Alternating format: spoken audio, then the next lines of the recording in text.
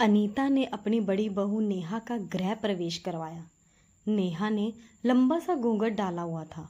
अनीता ने कहा, अरे बहू, ये इतना लंबा घूंघट क्यों डाला है? आजकल कौन इतना लंबा घूंघट डालता है? नेहा ने धीरे से कहा, माँ जी, मुझे न शर्म आती है। अनीता हंसकर बोली, वाह, आजकल कहाँ मिलती है ऐसे शर्माने वाली बहू। खुश रहो, खुश रहो। कुछ देर बाद नेहा अपने कमरे में गई।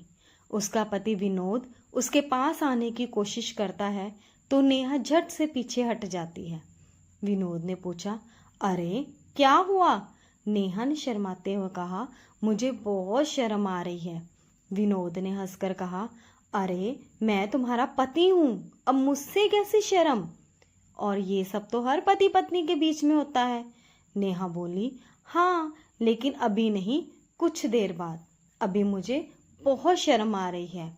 विनोद ने मुस्कुराते हुए कहा, अच्छा अच्छा, समझ गया, कोई बात नहीं, आज ना सही, 2 दिन बाद सही।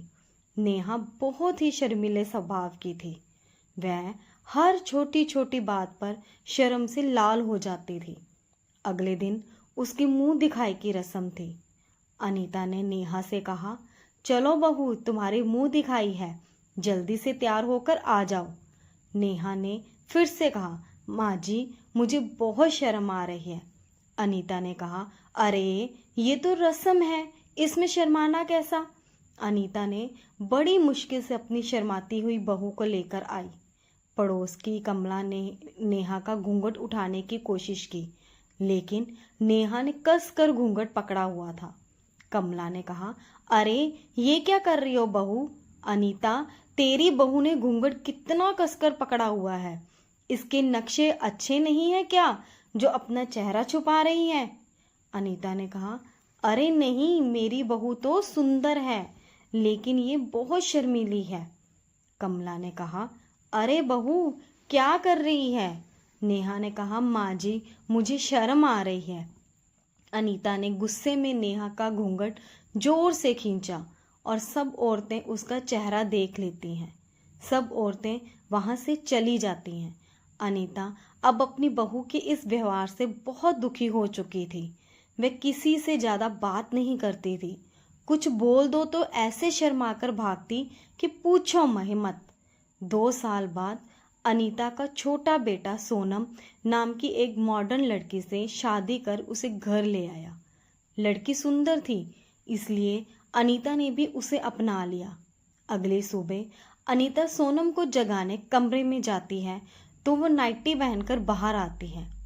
सोनम बोली, यस माँ जी, आप इतनी सुबह? अनीता ने कहा, बहू, बाहर देखो, 10 बज रहे हैं, आधा दिन बीत गया, और ये कैसे कपड़े पहने हैं तुमने? ये नाइटी तो सोते वक्त पहनते हैं।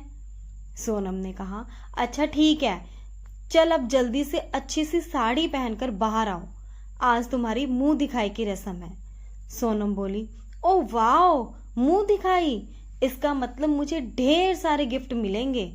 मैं बस यूं तैयार होकर आती हूँ। Oh god, I am so excited.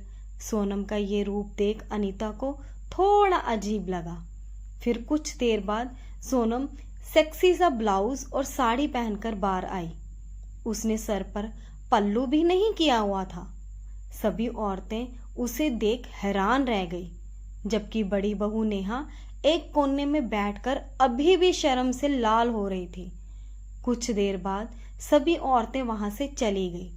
Sonam ने कहा, हाय, कैसी औरतें थी, इतने सारे समोसे भी खा गई और कुछ गिफ्ट भी नहीं दिया। अब अनीता उन दोनों बहुओं से परेशान हो चुकी थी। एक बहू ऐसी थी जिसका शर्माना ही खत्म नहीं होता था, और दूसरी ऐसी थी जो बिल्कुल भी नहीं शर्माती थी। अनीता ने सोचा, अब इन दोनों को कुछ सबक सिखाना पड़ेगा। उसने एक दिन दोनों बहुओं को बुलाया और कहा, देखो बहुओं, अब कुछ दिनों तक तुम दोनों को एक दूसरे का किरदार निभाना है।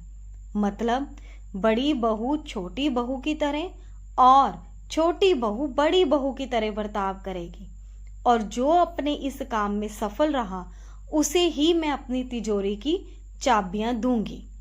तिजोरी की चाबियों का लालच पाकर दोनों बहुएं तैयार हो गई। शाम को सोनम सर पर घूंघट उड़े नेहा के पास आई। अब नेहा बिना घूंघट के सोनम की तरह बैठी हुई थी। सोनम ने पूछा, भाभी बताओ ना शाम को खाने में क्या बनाओगी? नेहा ने कहा, मतलब जो तुम्हें खाना है जाकर बना लो, मैं क्या तुम्हारी नौकर हूं?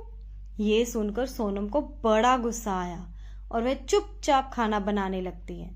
फिर एक रोज नेहा बेशर्म बनते हुए सोनम की सहेलियों से कहती है, अरे ये तुम्हारी वही सहेलियां हैं ना जो मंगल बाजार का 100 वाला पर्स या जूतियां बर्थडे गिफ्ट में दे देती हैं। ये सुनकर सोनम की सहेलियां गुस्से में आ गई और वहां से चली गई। सोनम ने कहा, जेठानी जी ये भी भला कोई बात हुई? बोलने से पहले थोड़ा देख तो लेती किसके सामने क्या बात कर रही हो। नेहा ने कहा, यही तो हम तुझे भी समझाना चाहते थे बहू, कि तू जब मर्जी किसी के सामने कुछ भी बोल देते हो। कम से कम बोलने से पहले सोचा तो कर। अब उन दोनों को अपनी गलती का एहसास हुआ और वे अपनी सास से माफी मांगने लगी। उस दिन के बाद से वे दोनों सुधर गई। नेहा बात बात पर शर्माना छोड़ देती है और सोनम अपनी बेशर्मी छोड़ देती है।